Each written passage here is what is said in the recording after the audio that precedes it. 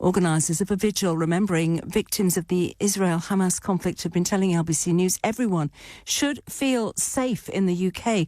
There'll be speakers later outside Downing Street against both anti-Semitism and anti-Muslim hatred, and thousands of lanterns will be lit. Rabbi David Mason is one of those speaking. He's been telling me why this is so important. I think there are three things really we would like to achieve. This is a really great moment and a great narrative today. One is the sense of that minorities should feel security, especially those in the Jewish community and the Muslim community. The context, of course, of this is increasing anti-Semitism, significantly increasing anti-Semitism, and also significantly increasing anti-Muslim hate as well. And so this is a sense of saying everyone should feel safe in this country of ours. And to do that, it's about pushing the hate out to the sides. We've seen the hate in different guises over the last few weeks since October the 7th. And we want to push that out and say, that's not Britain. That's not who we are. At the same time, we are people with different views, different approaches, different ways of looking at life. But we can disagree, and we can disagree without hating each other. We can disagree well, without polarization and without being pushed into different camps that don't talk and don't bridge. I know a lot of the vigil. I was talking to a colleague of yours a bit earlier on who's taking part as well today, saying this is also a space for people to recognise the grief and loss of those who've been directly affected in a very human way.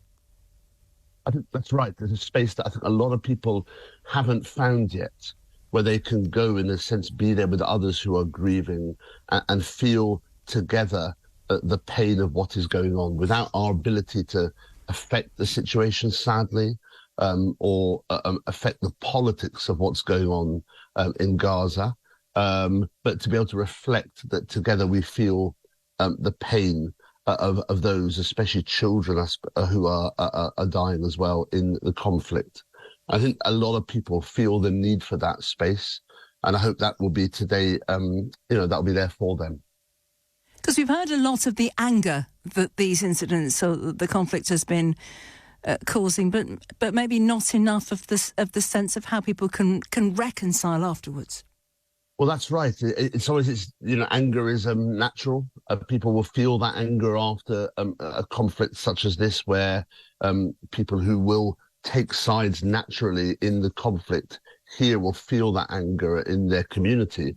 But absolutely, communities cannot turn in on themselves.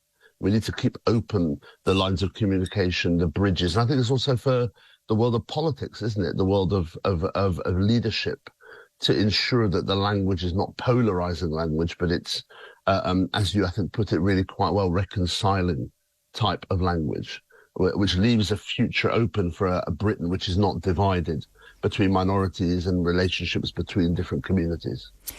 You're listening to LBC News, 10:48 now.